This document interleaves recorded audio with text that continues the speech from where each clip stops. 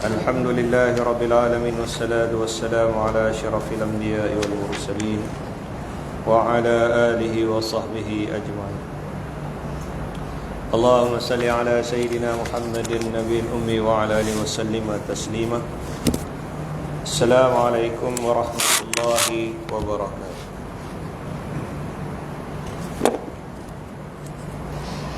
Jadi alhamdulillah tuan-tuan yang dirahmati oleh Allah Subhanahu wa taala. Kita sambung semula pembacaan Fadilah Ramadan.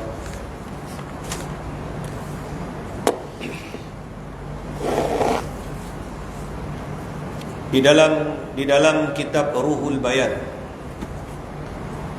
Di dalam kitab Ruhul Bayan terdapat satu hadis yang dipetik daripada kitab Al-Jami'us Saghir.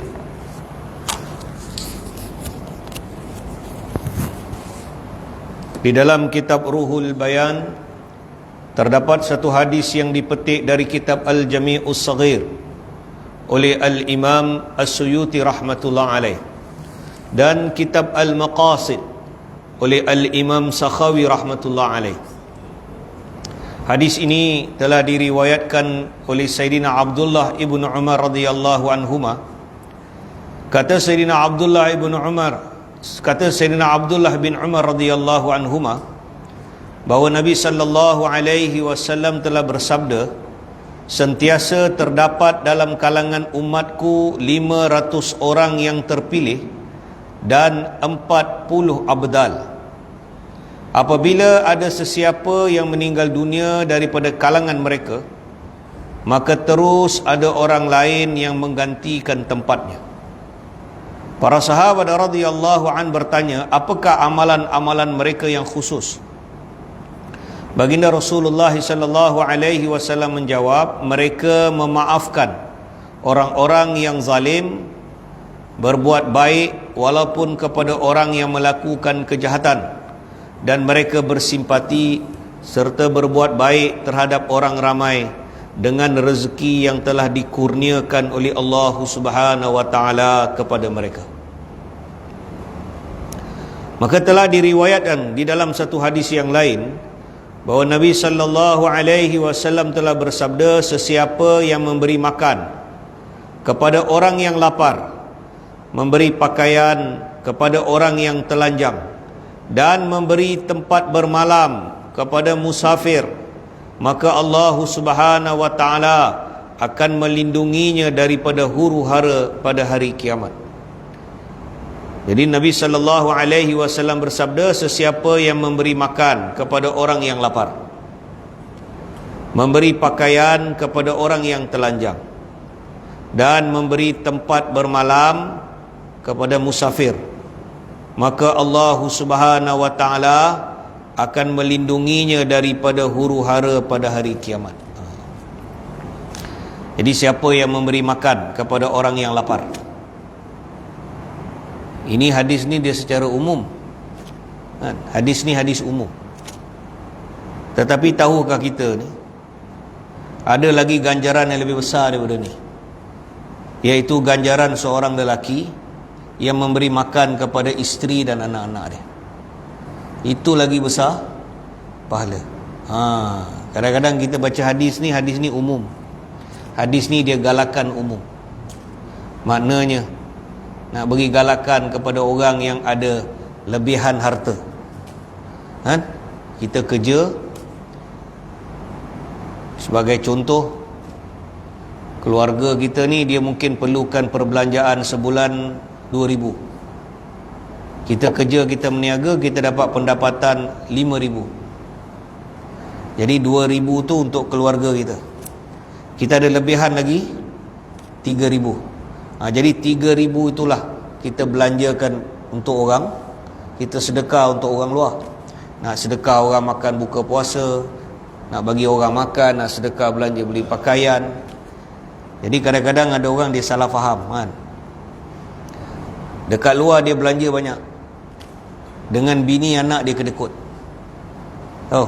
Bini dengan anak dia kedekut. Dia berkira-kira dengan bini dia, dengan anak dia belanja makan minum berkira-kira. Jadi itu tak bagus kan. Hak kita yang pertama ni adalah hak isteri dan anak-anak kita. Jadi Ganjaran pahala yang lagi besar daripada ni adalah seorang laki-laki yang dia cari nafkah, dia kerja, dia bawa balik rezeki tu dan dia belanjakan atas isteri dan anak-anak dia. Itu pahala dia double. Itu Nabi sebut dalam hadis, pahala dia 2 kali. Satu, kerana bila dia bagi tu dia dapat pahala sedekah. Yang kedua tu silaturahim. Itu sebab dalam susunan sedekah, nak bagi bantuan sedekah ni, nak bayar zakat, kadang-kadang ada orang dia ada zakat lebih, dia tanya kita kan, kadang dia tanya, macam mana ni Ji, saya ada lebih ni. Sebenarnya keutamaan nak bayar zakat ni, nak bersedekah, nak bayar zakat, nombor satu, tengok adik-beradik dulu. Bukan pergi bagi kat orang luar kan. Bagi orang luar baiklah, dapat pahala, tapi susunan dia, tengok dulu adik kita punya, adik-beradik tengok dulu. Kalau adik-beradik kita okey kan, kadang-kadang adik-beradik kita ni dalam 5 orang, satu mesti terpeleot dia kan. Mesti ada satu orang ni kita tengok dia terpeleot lah, orang kata kan. Nombor 1 guru besar, nombor 2 jurutera, nombor 3 pensyarah, nombor 4 doktor, kadang-kadang nombor 5 ni kan. Dia seorang ni, ataupun dalam 5 tu mesti ada seorang yang dia biasa-biasa je. Yang lain tu hebat-hebat. Kalau balik kampung tu kereta menjala lah kan, menjala-jala kereta kan, hebat-hebat. Tapi dalam hebat-hebat tu kadang mesti ada satu adik-beradik kita kan, baik laki atau perempuan, yang Allah jadikan dia ujian untuk kita. Dia tu ujian, tapi dia pun ujian untuk kita. Jadi kita tengok adik-beradik dulu. Kalau nak bayar zakat ke, nak sedekah, tengok adik-beradik dulu. Kalau adik-beradik kita okey, tengok sepupu kita dulu. Tengok kita punya mak saudara, bapa saudara kita punya caca semua, kita apa? Tengok dulu. Kadang-kadang kita ada mak saudara kita duduk di Ulu Yam. Tahu, kita duduk Seremban, mak saudara kita duduk di Ulu Yam sana, dalam sana. Kita pun tak ziarah dia, tak pergi tengok dia. Rupanya dia susah, dia tengah susah. Sekali bila kita pergi ziarah, tengok, Allahu Akbar, apalah macam ni keadaan rumah ni, kata. Dia pun kata, engkau pun tak datang tengok, engkau pun tak ada fikir nak datang, sekarang baru engkau datang. Nampak? Jadi kita ambil tahu dulu adik-beradik kita, sepupu sepapat kita, mak saudara, bapa saudara kita. Kemudian akrabin kita punya saudara mara yang ada kaitan dengan pertalian darah dengan kita. Kemudian barulah orang luar. Tahu, barulah orang jiran ke, orang kampung ke dan sebagainya, kalau kita ada lebihan harta. Jadi dalam hadis ni, sesiapa, kata Nabi, sesiapa yang memberi makan kepada orang yang lapar, memberi pakaian kepada orang yang telanjang. Beri pakaian, ni nak raya, kurang-kurang dalam 1 tahun kita mau belikan 2 helai pasang pakaian.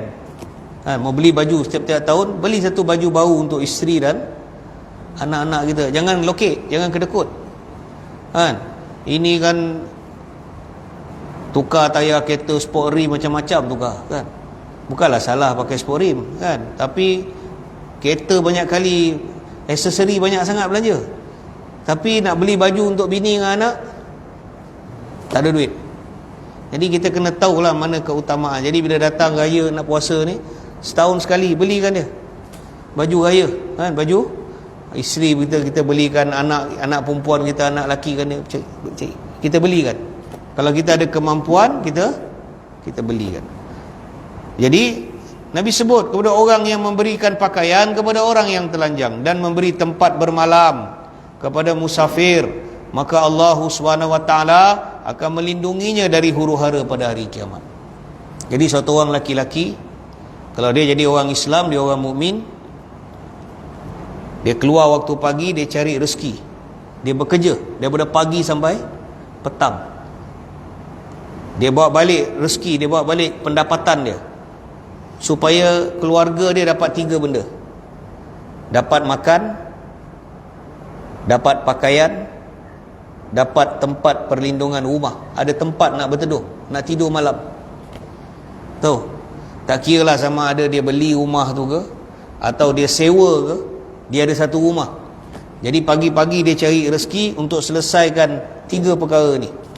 Makan, maknanya dalam keluarga dia satu hari kurang-kurang 2 kali makan, 2 atau 3 kali makan. Ada makan, mampu bagi makan. Ada pakaian, mampu untuk belikan pakaian. Dan ada tempat untuk dia berlindung. 3 benda asas ni.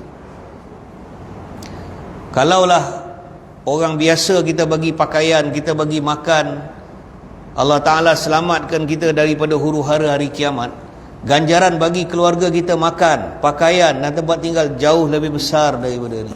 Sebab apa? Kata para ulama, sebab bila kita bagi nafkah pada isteri dan anak-anak kita, tu pasal dosa yang besar bagi orang laki-laki, antara dosa besar tak bagi nafkah. Saya bagi tahu ni, banyak laki-laki ni sangkut ni, walaupun pergi haji 10 kali, nafkah tak bagi. Dah cerai bini lama tu, biarkan bini tu macam tu. Hal ada anak tu, dia kena selesaikan hal nafkah dia. Sebab hal nafkah ni satu benda yang besar. Walaupun kita semayang hari-hari, semayang sunat 1000 rakaat, hari-hari semayang sampai Masjid Rahang ni sejadah ni, kapet ni koyak, tapi kalau kita ada masalah hutang, kita ada hutang dengan orang, kita tak bayar, kita ada hutang dengan anak kita, mana apa dia? Nafkah dia. Itu sebab orang laki-laki kalau nak bercerai, fikir 2 kali. Kan? Itu pasal isteri pula kalau dia nak minta cerai, kita tenang dulu, tenang. Orang perempuan dia akan, bila dia emosi, dia akan apa? Ceraikan I. Ceraikan saya. Orang perempuan dia emosi. Tak apalah, tu kita tak boleh kawal dia. Perasaan dia kita tak boleh kawal, tapi diri kita boleh kawal. Sebab nak bercerai ni, dia punya circumstances tu, kesan dia tu besar. Bila nak bercerai, dah kena selesai masalah nafkah lagi, nak kena cek tengok kan. Kalau kita nak cerai, ada anak dan sebagainya, kita kena selesai. Jadi kalau kita berhutang nafkah ni, kita dengan sengaja, kita mampu bagi nafkah tapi saja kita tak bagi, hukum dia berdosa. Kita berdosa. Walaupun kita pergi haji tiap-tiap tahun pergi haji, sebulan sekali pergi umrah, tapi amal kita sangkut. Begitu juga dengan satu orang yang berhutang kan? Orang yang berhutang ni, saya selalu cakap orang berhutang. Dalam hadis Nabi SAW menerangkan, apabila satu orang meninggal dunia, satu orang mati, satu orang mukmin, satu orang Islam, dia meninggal dunia, maka jiwa dia itu akan tertahan. Dia meninggal aja, roh dia itu tertahan di langit yang pertama. Langit dunia dia dah kena tahan dah. Sebab apa? Jiwa dia itu tertahan disebabkan hutang. Itu sebab bila kita nak buat hutang ni, kita fikir betul-betul. Kita agak-agak kita boleh bayar tak hutang ni. Kalau kita rasa 50-50, jangan ambil hutang tu. Kadang-kadang kita tengok hutang yang kita nak ambil itu pun bukanlah penting sangat pun. Dia bukan keperluan, dia keinginan hawa dia lebih pada nafsu. Hutang tu, hutang ni, banyak hutang. Banyak kita ni tersangkut dengan hutang. Sekali bila cek hutang, tengok hutang Courts Memot. Tahu hutang Courts Memot? Beli sofa hutang, beli itu hutang, almari hutang, katil hutang. Tapi bila kita cakap tu, dia kata nak buat macam mana ustaz? Kalau tak berhutang tak merasa, dia kata. Kalau tak berhutang tak merasa. Saya kata betul, tapi sekarang dah binasa. Memanglah kalau tak berhutang tak merasa, betul, tapi sekarang kau binasa. Bila tak bayar, dia punya bunga tu jalan. Sekali pergi dekat Courts Memot, hantar Dia punya surat saman tu. Singa pun sama, 2 kali 5. Beli peti ais singa, washing machine singa, itu singa. Kalau kita rasa kita mampu bayar, tak apa, kita komit hutang tu. Jadi bila satu orang mukmin, bila dia meninggal dunia, tertahan jiwa dia dengan hutang, dia ada hutang, maka roh dia itu tertahan.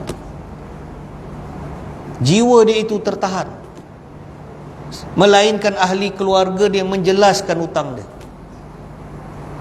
Itu sebab Nabi SAW kata, Sayyidina Anas bin Malik radhiyallahu anhu, Nabi kata, Anas, ada satu hari ada satu orang meninggal dunia, maka mereka telah mandikan jenazah dia. Ini peristiwa ni di Madinah, Nabi masih hidup. Anas kata, ada satu orang Islam, satu orang ni meninggal, kami mandikan dia. Lepas dah mandikan dia, kami kafankan dia. Dah kafankan dia, kami bawa dia ke masjid. Maka Nabi SAW bila tengok ni, Nabi bangun. Nabi kata, Nabi tak semayangkan dia. Nabi kata, apakah jenazah ini ada hutang? Ini ada hutang tak, kata Nabi. Tak ada Nabi terus solat dia. Nabi tanya, jenazah ni ada hutang tak? Sebab kata Anas, bila kami bawa jenazah ni, kami bawa masjid, kami nak mintalah Nabi solatkan. Nabi masih hidup. Tuan-tuan, Nabi SAW kalau jadi imam, agak-agak kabul tak doa? Kabul lah, kan? Kalau Nabi lah jadi imam solat jenazah kita, kalau Nabi jadi imam kita, Nabi doa kita amin, pastilah doa itu dikabulkan. Tetapi Nabi tidak terus solat. Nabi bangun dan Nabi tanya, jenazah ni, si mayat ni, si mati ni, dia ada hutang tak, kata Nabi. 3 kali Nabi tanya, ada tak hutang dia ni?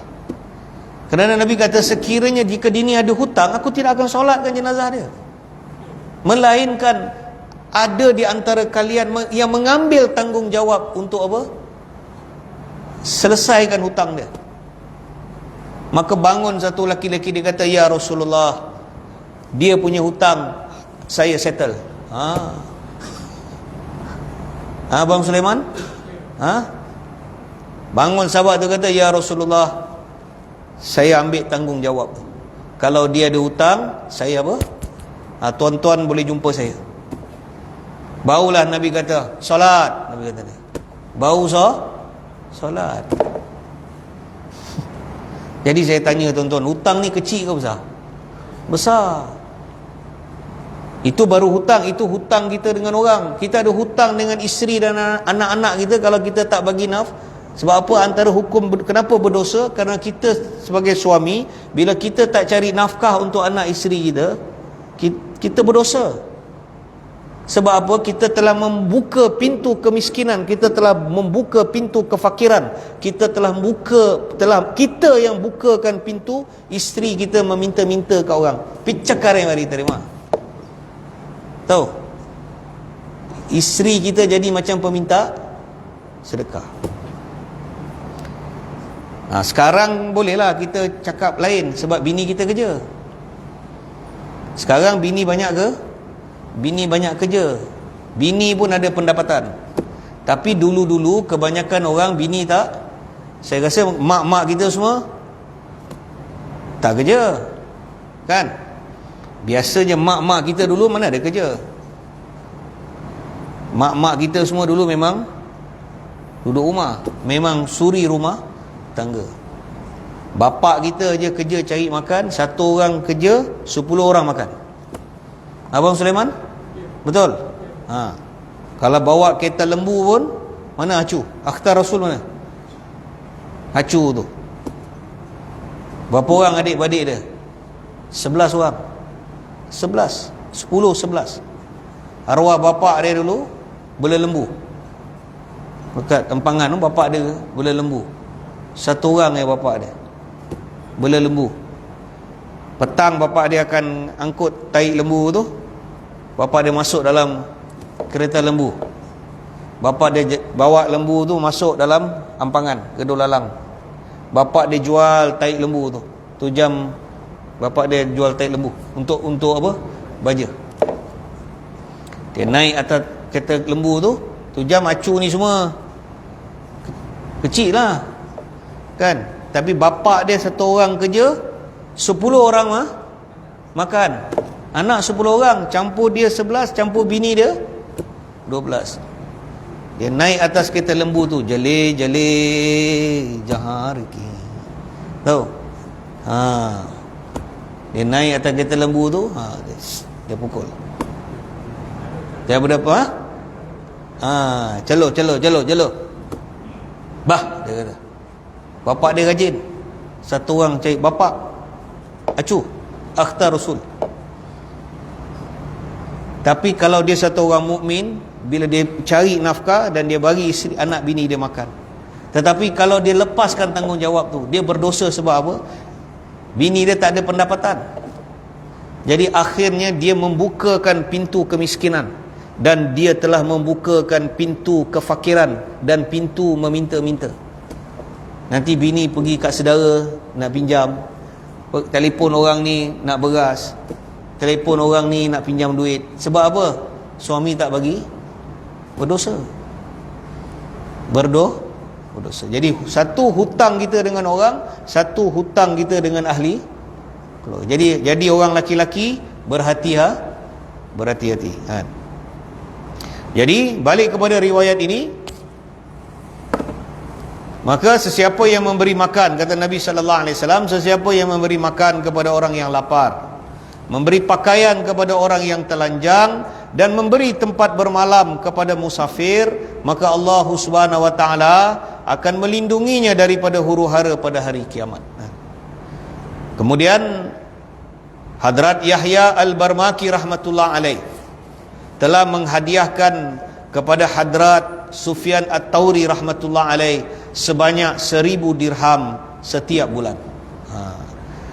Sufyan At-Tauri ini satu imam. Dia macam Imam Syafi'i, macam Imam Hanafi. As-Sufyan Al-Imam As-Sufyan At-Tauri rahmatullah alaih. Al-Thawri, Al-Imam As-Sufyan Al-Thawri rahmatullah alaih.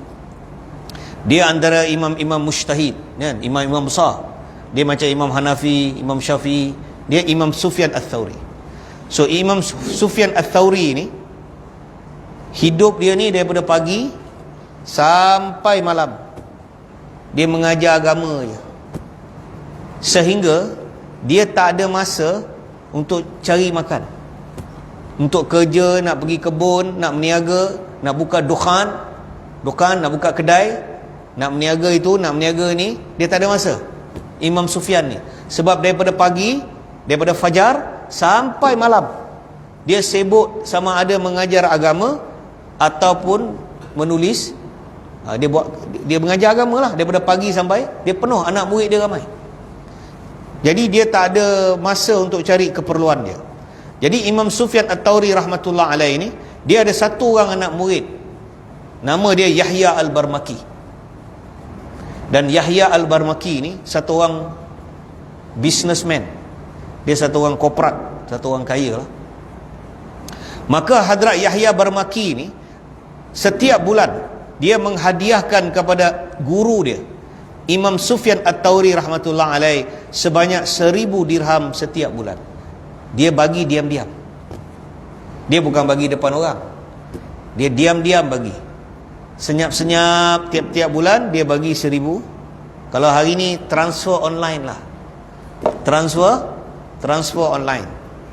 Dia diam-diam bagi 1000 dirham setiap bulan kepada Imam Sufyan At-Tauri.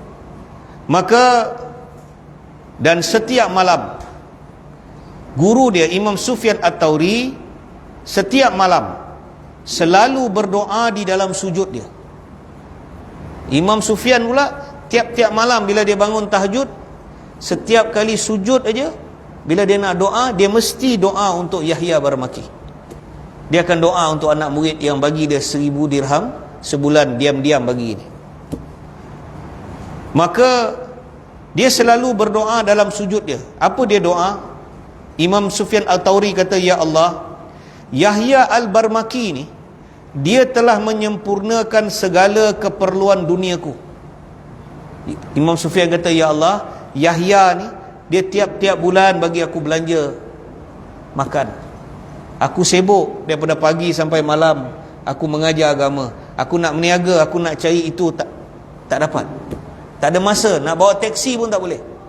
Abang Sulaiman, nak bawa teksi pun tak boleh, nak cari makan pun tak boleh, mengajar agama. Jadi Yahya ni, ya Allah, setiap bulan Yahya telah menyempurnakan segala keperluan duniaku. Maka ya Allah, Imam Sufyan kata, maka ya Allah, Engkau selesaikanlah segala keperluan Yahya di akhirat. Imam Sufyan tiap-tiap malam dalam solat tahajud, ya Allah, Engkau selesaikan Yahya punya keperluan ni. Di akhirat besok, Engkau selesaikan. Apa saja keinginan dia, Engkau bagi. Tiap-tiap malam. Maka apabila selang berapa lama, Yahya Al-Barmaki pun meninggal dunia. Selang berapa lama lepas tu, meninggal Yahya ni. Maka apabila Yahya Al-Barmaki rahmatullah alaih meninggal dunia, maka ada orang yang telah melihat Yahya di dalam mimpinya. Lepas Yahya meninggal, ada orang mimpi Yahya. Maka dia telah melihat Yahya di dalam mimpi dan bertanya kepada Yahya. Dia kata, wahai Yahya, apakah yang telah berlaku kepadamu? Bukankah kau dah mati? Dia kata, wahai Yahya, bukankah engkau sudah meninggal dunia? Apakah yang telah berlaku kepadamu? Maka Yahya Al-Barmaki rahmatullah alaih berkata, melalui doa-doa Sufyan At-Tauri, Allah subhanahu wa ta'ala telah mengampuni aku, kata dia. Tu Yahya kata apa? Dia kata, sebenarnya aku ni memang dah mati, tetapi apabila aku dibawa menghadap Allah subhanahu wa ta'ala, disebabkan doa-doa Sufyan tiap-tiap malam tu, yang doa Sufyan kata, ya Allah, Yahya Barmaki telah menyempurnakan keperluan duniaku, maka ya Allah, Engkau sempurnakanlah keperluan akhirat Sufyan, keperluan akhirat Yahya ni. Maka Yahya Barmaki kata apa? Apabila aku meninggal dunia, aku telah dibawa menghadap Allah, aku telah diselamatkan disebabkan doa Sufyan. Maka beliau menjawab, melalui doa-doa Sufyan, aku telah diampunkan oleh Allah subhanahu wa ta'ala. Jadi nak beritahu apa tuan-tuan? Nak beritahu dua benda. Satu, nak beritahu tentang fadilat bersedekah. Yang kedua, nak beritahu tentang sedekah diam-diam. Sedekah diam-diam. Jangan sedekah 10 kali cakap. Kita sedekah, tapi kita apa? Kita cerita dengan orang. 10-20 kali kita cerita dengan orang, baru bagi RM50. Tapi cerita dengan orang 50 kali. Jadi dua benda. Satu, nak beritahu tentang kelebihan sedekah itu. Dan kelebihan sedekah yang paling besar kepada alim ulama. Kan? Kita tengok alim ulama yang mengajar hadis, mengajar agama di pondok dan sebagainya, kita tahu hidup dia daripada pagi sampai malam dengan mengajar agama. Kalau kita nak menyempurnakan hajat dia, bagi dia diam-diam. Dan kedua, satu sedekah, yang kedua sedekah itu diberi dalam keadaan senyap, dan serahkan urusan sedekah kita ni kepada Allah Subhanahu wa taala. Mudah-mudahan apa saja yang kita sedekahkan diterima oleh Allah Subhanahu wa taala. Jadi insya-Allah lah tuan-tuan, kita berhenti takat ni dulu. Kita sambung hari Ahad, besok hari Sabtu kita sambung Ahad lepas maghrib insya-Allah. A'udzubillahi minasyaitonirrajim. Bismillahirrahmanirrahim. Alhamdulillahirabbil alamin wassalatu wassalamu ala asyrafil anbiya'i wal mursalin wa ala alihi wa sahbihi ajma'in. Allahumma salli ala Sayyidina Muhammadin nabil ummi wa ala alihi wa sallim wa taslima. Rabbana ighfir lana wa liwalidain wa lil mu'minina yawma yaqumul hisab. Rabbirhamhuma kama rabbayana saghira. Rabbana atina fid dunya hasanah wa fil akhirati hasanah wa qina adzabannar. Wa sallallahu ala Sayyidina Muhammadin nabil ummi wa ala alihi wa ashabihi wa sallam. Subhana rabbika rabbil izzati amma yasifun. Wassalamun alal mursalin. Walhamdulillahi rabbil alamin. Assalamualaikum warahmatullahi wabarakatuh.